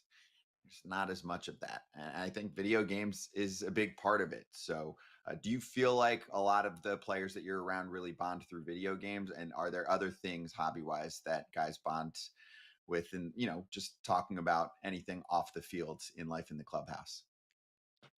Yeah, for instance, I know this year, like we would all play video games together. It was like kind of a team bonding plus just getting chilling, just relaxing. And then honestly, me and a couple of my teammates, we used to go through a lot of film. Like we used to get True Media, go through all the at bats, go through what pitchers we're facing. So it was just little things we can find online, like True Media or video games or just playing cards that pass the time. What does Lou have to say about your season this year? I know I watched an interview and you said about how much the people that he surrounded you with, his ex-teammates, himself, kind of helped get you to where you were on draft day. Now you've had some good seasons. You had this year with the injuries. What's his opinion of all of that? And for you moving forward, how much are you going to lean on his advice?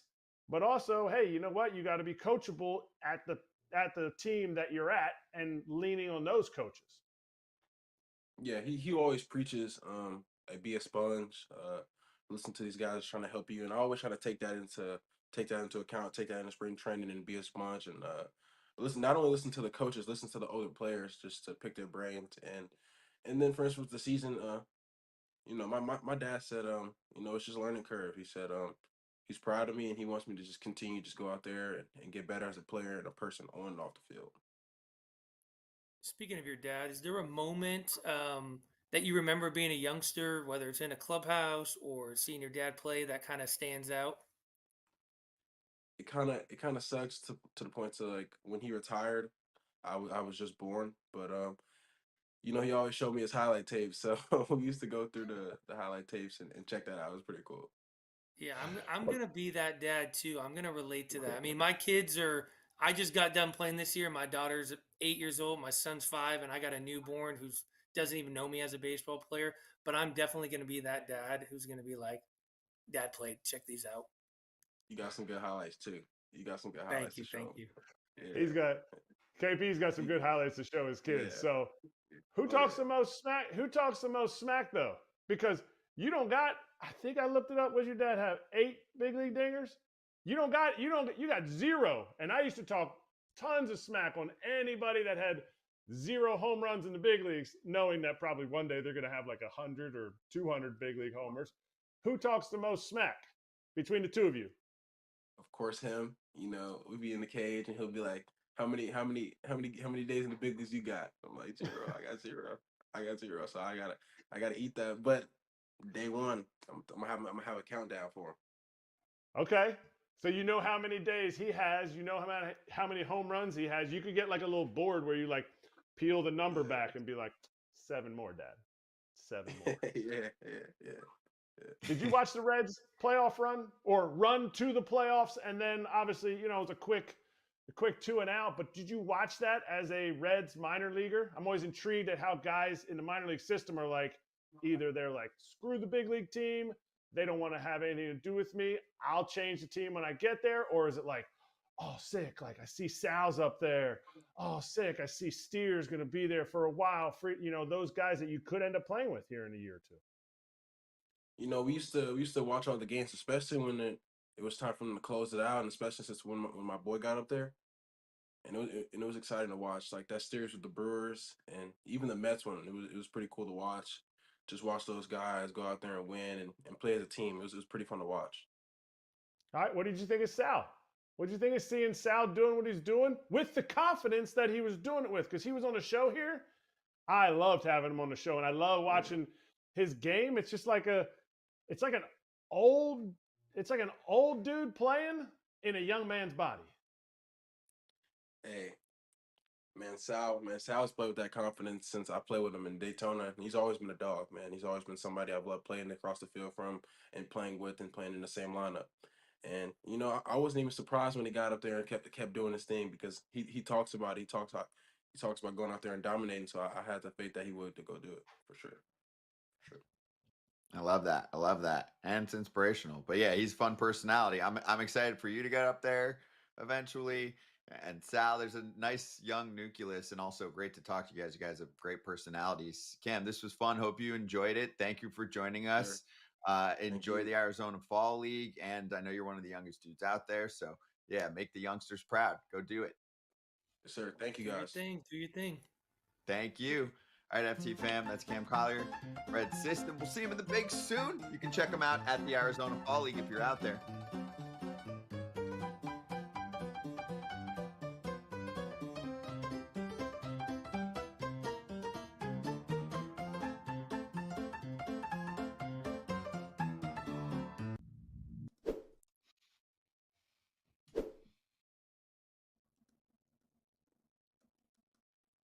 Hey, all right, let's talk about Fox One. Sorry, I'm complaining in the chat right now, and I shouldn't be. This episode of FT is presented by Fox One. Hey, real talk for the YouTube crowd right now. I didn't like the last song, so I'm not usually too picky. I like the variety that we're bringing here, but that one wasn't doing it for me. The Charlie Chaplin.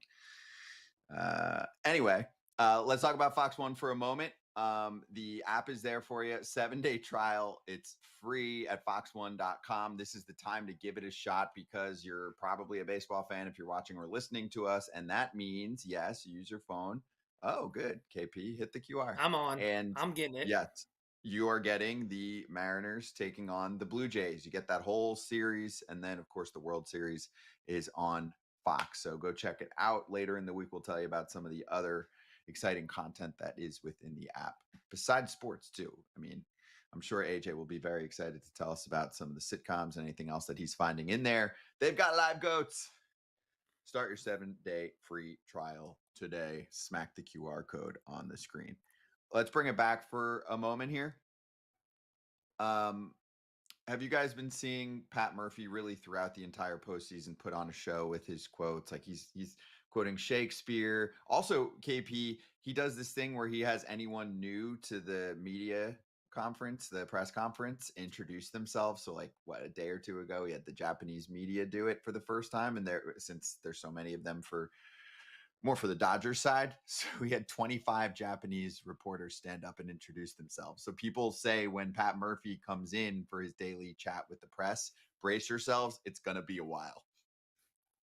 I love it. I mean, he waited a lifetime to be a manager. He's a very successful manager. He's authentic. He makes it fun. I got a kick out of him pulling out his file of papers against all the matchups against the Dodgers, and he was just kind of reading out random lineups and having the media members guess what year it was from. But I love that he's authentic. He's himself. He's real. He's fun. You know, sometimes and I'm experiencing it for the first time as a media member, but I go into those media rooms and it always feels kind of stuffy and everyone's kind of walking on eggshells. No one wants to ask an embarrassing question.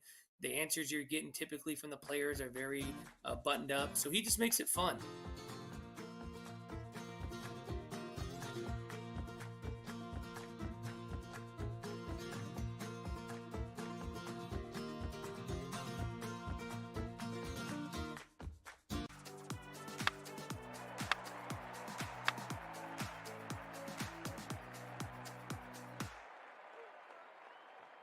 Let us hit our NLCS preview. It's the Brewers matching up with the Dodgers. There's a massive payroll disparity. You can do all kinds of stats to show the differences between these two teams. Blake Snell alone is making more than the rest of their rotation.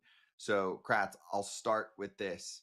Blake Snell, when asked about the Brewers, said, quote, "I'm not falling for the average Joes. They're not. They got the best record in baseball. They're a really good team." Do you like this answer? It's almost like reversing the psychology back. Like, we hear your underdog story and we don't buy it. We are treating you like a real threat. Yeah, but that's how baseball players think. Nobody goes into a series and is like, oh man, these guys, how could they all have been DFA'd in their entire bullpen? Like, save it. It's like the whole underdog story. Like, if you promote it as a team, like, yeah, we're just underdogs. We've never had any breaks. It's like, wait a minute. Like, there's a bunch of like first rounders on this team. There's a bunch of dudes that are really good.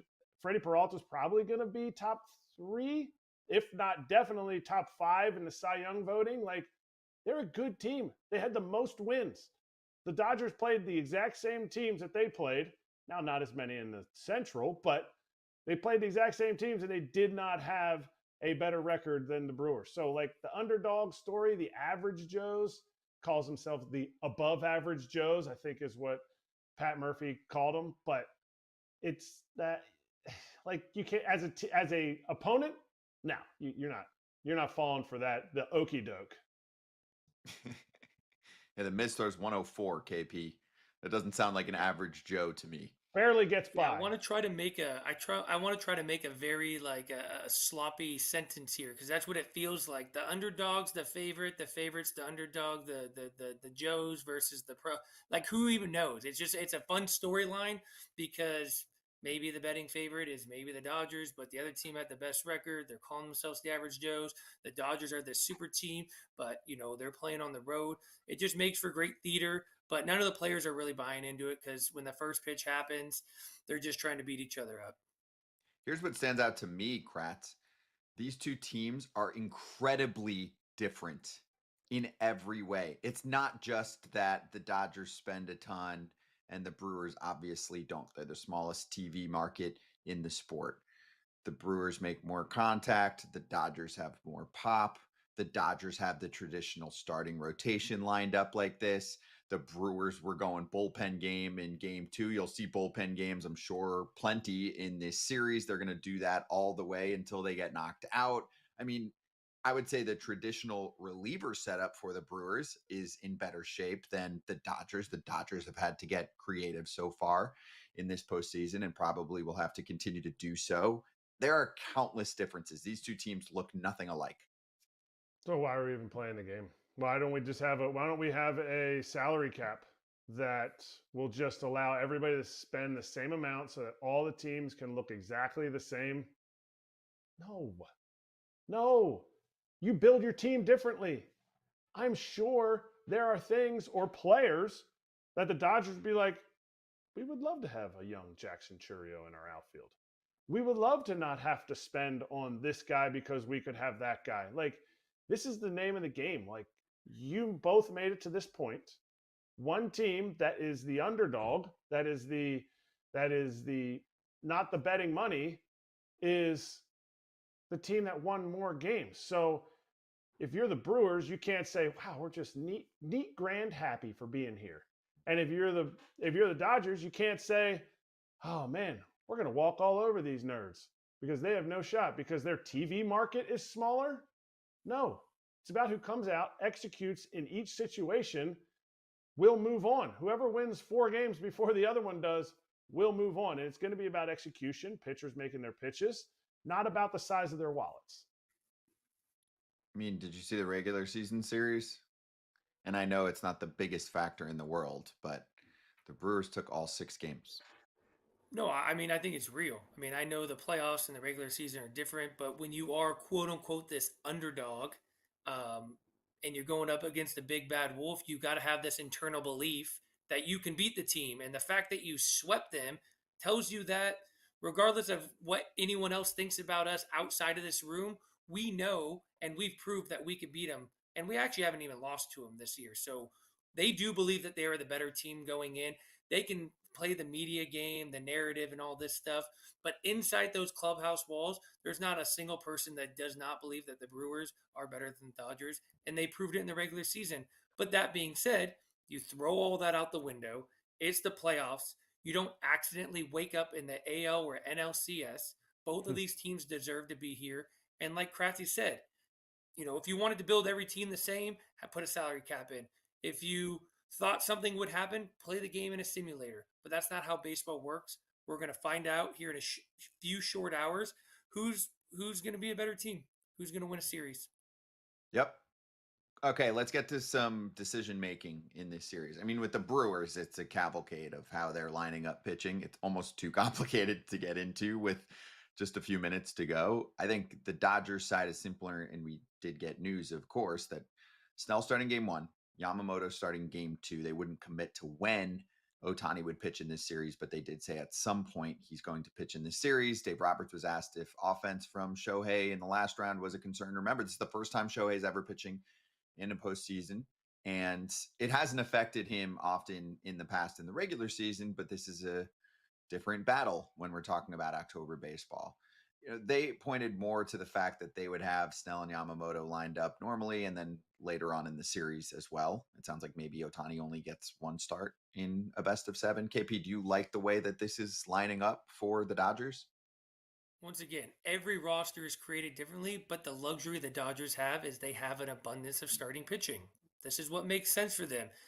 It makes a lot of sense too because Shohei, when producing, is their best hitter in their lineup. And if you can kind of take that little extra stress of trying to get, 18 outs or 21 outs out of the game and just let them focus on hitting, and you have 2 legitimate aces and maybe a third in Glasnow who can pitch even before him, that's the way their roster is constructed. They have the ability to do it, so go ahead and do it. This was the only pitcher that the Phillies didn't take the lead against. So why not? Why is he not pitching? If it's not about his hitting, don't you want the best pitchers and the best hitters out there? I have a hard time believing, Dave Roberts, that it wasn't about his hitting because he's never exerted that much effort in a postseason game. Pitchers will tell you, you feel different after throwing a postseason game. And this guy's rehabbed to get to this point, and maybe physically he didn't bounce back as much. Or maybe the Phillies just didn't let him get any hits. But to me, it's indicative of what they think, who they think their best pitchers are, because at this point, it's just about who your best pitchers are. So they think Blake Snell and Yamamoto will give them the best chance to come back in a 7-game series, because that was one of the issues that I thought Yamamoto might need some extra rest. He might need that extra rest. So they just think he's their best pitcher. And I think you hold Shohei out, he starts game 1 of the World Series if they make it. Okay. I also think there's some comfort too of him, having to pitch and hit at home. Like, it's a better routine for him. Maybe he comes out of the bullpen, he has a chance to go on the mound, hit, as opposed to maybe throw his bullpen a little bit earlier. He has to lead off the game. There's just a familiarity with him doing at home. That also plays a factor. They might not come out and admit it, but it is real. I like it. Hey, if you're checking this out, comment below on how you think this series is going to play out. Super interesting storylines. I'm very excited about it. One of the best starters from the left side in baseball is starting game 1. That's Blake Snell. We're going to talk about the rise of the quality left-handed starter in the sport next.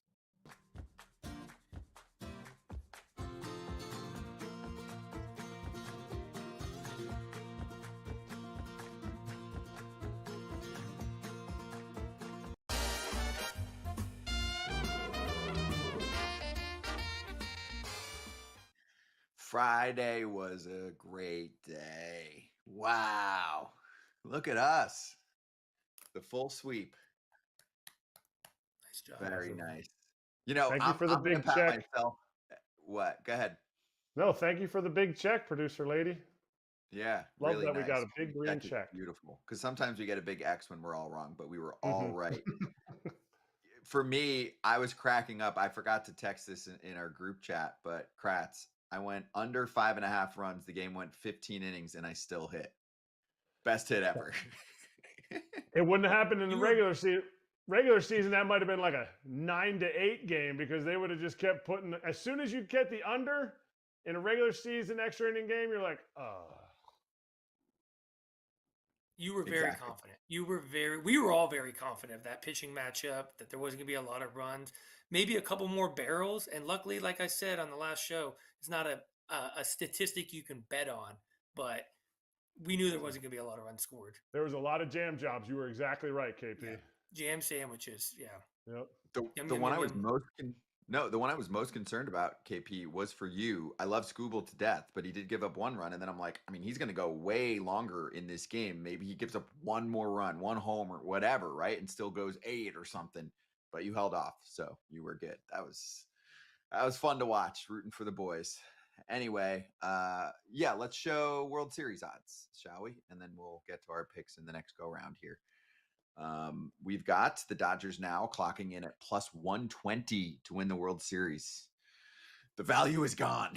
The Mariners at plus 220, Brewers at plus 425, Blue Jays at plus 550. Of course, they're down 1-0 here, but I think there's some value there, KP. That seems like a bit of an overreaction after one game of the series because I don't know what the odds were before that game, but being down 1-0 in a 7-game series is not that big of a deal. But I would take that bet. It flipped. It flipped. And sometimes these odds, they shift, not based on who they think is going to win, on the action that they're getting. And so, but it flipped because the series, I was just looking up the series odd, not just to win the American League. It was at, now I lost it, but basically it was at the Jays were supposed to win the American League, and then they lost the game, and now the Mariners are like minus 220 or something like that.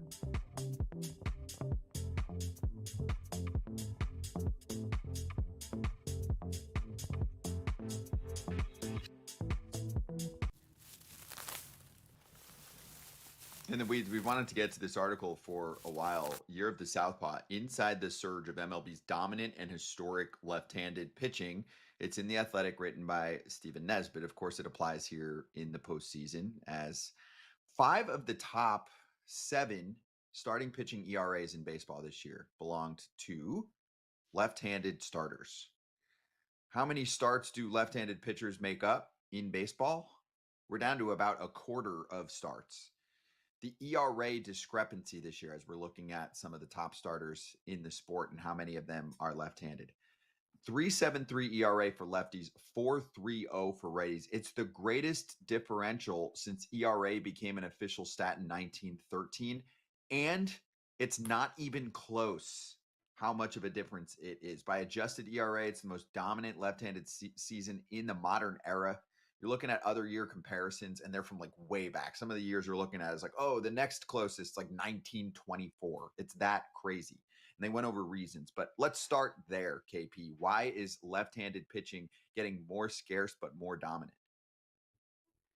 I don't have the answer to that, but I do want to flip this table right now because as a right-handed platoon hitter, who is the person who gets shortchanged the most in this game, you need quality right-handed hitters to face these guys. I know 90% of the pitchers are right-handed and they're not going to play, but as you showed those stats, all 5 of those guys that were on that leaderboard started playoff games. And if you're trying to win playoff games, pay right-handed platoon hitters more money. That's it. Nice. Not where I thought we were going, but I'll take it. We got KP. I've been holding on to that one for a while. Because it is the job. It's the job because you don't play majority of the time. But if you're facing the best pitching is coming from the left side, you need to be able to counter those guys because God knows lefties aren't facing lefties. So you got to throw in a guy like me off the bench who's expected to play once a month or once every couple of days, once a week. But usually you're getting the best pitchers in the game. You're getting the Blake Snells, the Christopher Sanchez, the Tarek Skubals, the Abbotts of the world, and you want me to go out and hit them, and I'm the least paid guy on your bench. Start valuing the right-handed platoon bat a little bit more because we're seeing this flux of left-handed pitching being dominating. So you need to be able to counter that. Mic drop. Kratz, follow that. No, I'm just like, that is 100% right. And I think the biggest key was if you want to win in the playoffs, because all of a sudden in the playoffs you're like, well, we'll stack our lineup with a bunch of righties, and these righties are like, all right, well, I've got 37 days in the big leagues. I've got a year and a half in the big leagues. You have to be able to have that veteran guy that it's okay if he doesn't play for a little while. Justin Turner, we just talked about it with Sahadev Sharma. Like, you have to give these guys, there's value in that, and teams are like, no, actually there's no value in it and we're not going to pay for it, and they get bounced out before the playoffs even start usually. How much of it has to do with exposure and that being a continued limitation with there being less left-handed pitching, and also the way that the attack plan goes these days? You know, the sinkers boring in. The article talks about how the plan used to be more about four-seamers away and breakers. And there's good quotes in here too from some notable big leaguers. Let's see, I'll pick out Alex Bregman. Early on in his career, he said lefties attacked with fastballs and changeups away.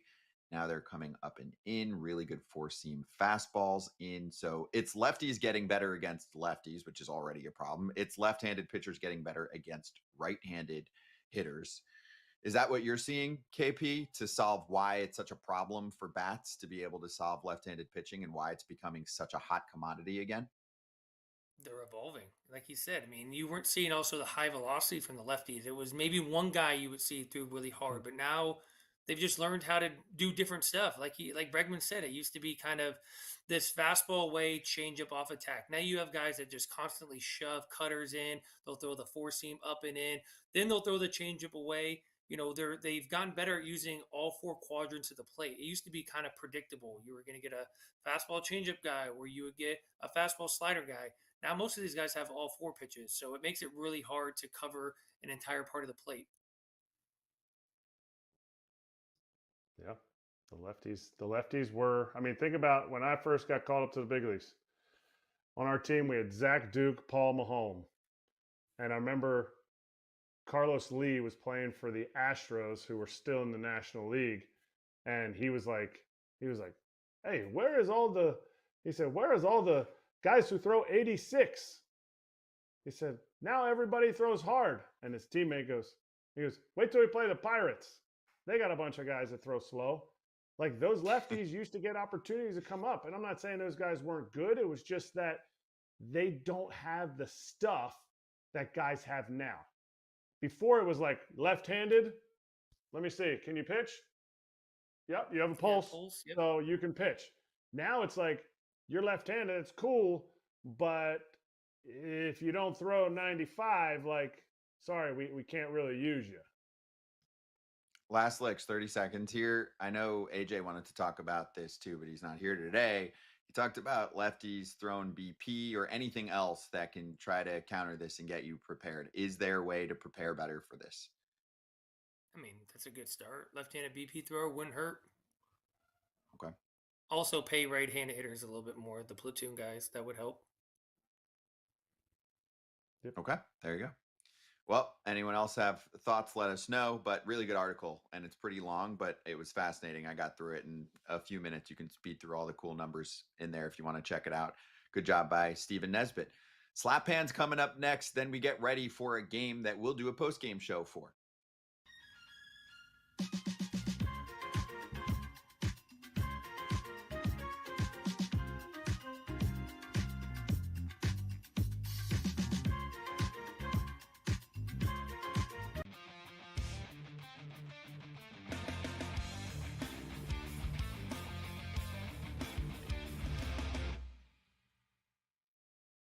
FT Nation, what's up? It's your boy Parlay Pap coming to you.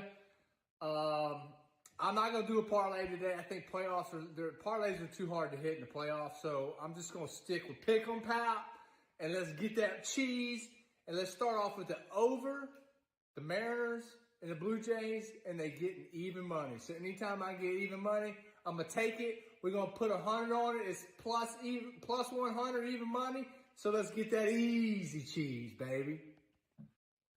There you go, Pap. I'll go quick on mine too. I've got over 7.5 runs in the Dodgers Brewers game. I think the Brewers will get to Snell. I think they might get to the Dodgers, more traditional reliever setup. You're going to have to rely on some of those guys to come through. And I think Milwaukee's a tough AB. I'm not saying Milwaukee's going to win. I also think the Dodgers should get a lot of respect for their offense, and the Brewers doing a lot of smoke and mirrors throughout this series. So I think there'll be some runs, and I think that 7.5 feels low. KP, what do you got? Yeah, for reasons I mentioned earlier, the lack of seeing this guy, the lack of preparation, kind of a unicorn type of pitcher. I'm taking the over in strikeouts for Trey Yesavage tonight. I think he's going to build off of his start, what he did against New York, and I'm going all in. All in. I like that. I didn't know we were playing poker, but that's cool. I'm going against Pap. I'm going against Pap because BetMGM is allowing me to buy down strikeouts, which I love to do. So I get to buy down Yesavage's strikeouts to 5. And all that Blake Snell needs to do is go over 6.5, and that is plus 146. We love buying up and down case. So take advantage. BetMGM players can get an MLB postseason odds boost token. Use that wager, activate it with your bet slip, and if you come through, you get extra winnings. Gambling problem or concern, call 1-800-GAMBLER. Good luck on your picks tonight. We've got 2 games to choose from. Be right back with Slap and some injury news for the ALCS.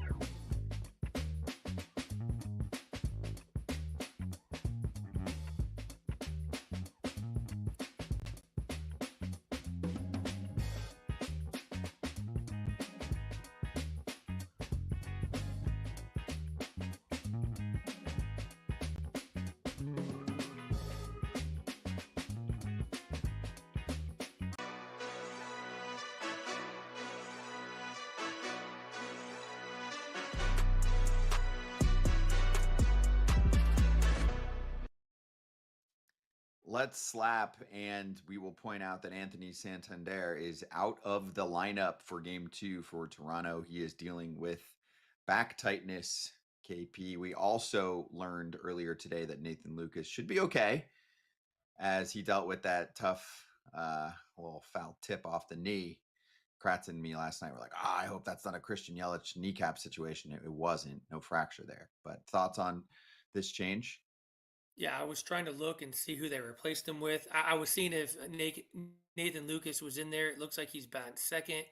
The obvious choice would be Miles Straw, but that also kind of limits what they like to do if Nathan Lucas's knee kind of flares up on him. So it's definitely a story to watch. I have my thoughts about the back thing. Hopefully it's something that's not serious, but it is the playoffs. You got to find a way to get out there for your team, especially knowing what Nathan Lucas went through yesterday. Yeah, weird year for Santander. I mean, he missed, 3 months this year? Yeah, in that range? around that point. Oh, here's the lineup. No, What do you got? I haven't seen that. No lineup or yes lineup? Oh, David Schneider. David Schneider's in there. So Okay. that still gives them the flexibility of having Miles Straw come off the bench. But yeah, David Schneider's in there hitting 8th. Okay, so there's your change for Toronto. Yep. Kratz, hat. I hope there's other teams that are out of it right now that really get to watch this postseason. I'm not saying you have to have like a rooting interest, but the A's have a good core of players. The organization needs to push a little bit. Like, let's go. Just be reminded. Just be reminded. I know you're on vacation right now, but you don't want to be on vacation. What do we got on this one right here? What do you got? Can we see the side? Wait, it's this side right here. Wow. The future of baseball in Utah. Yeah. Oh, they're getting a team in my mind. That's for the group that's leading the charge? I was there for the Home Run Derby X. That minor league ballpark's incredible. That place is incredible. What a city.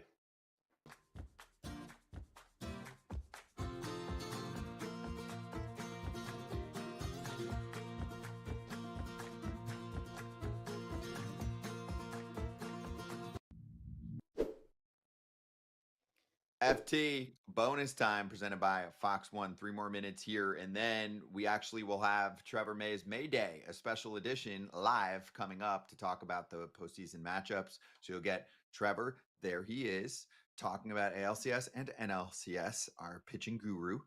And after ALCS Game 1, which starts around 5 o'clock Eastern Time, we will pop back on and we will talk about that game for 20-something minutes. So we'll see you live in a few hours, and also make sure you stay for Trevor. More news coming through.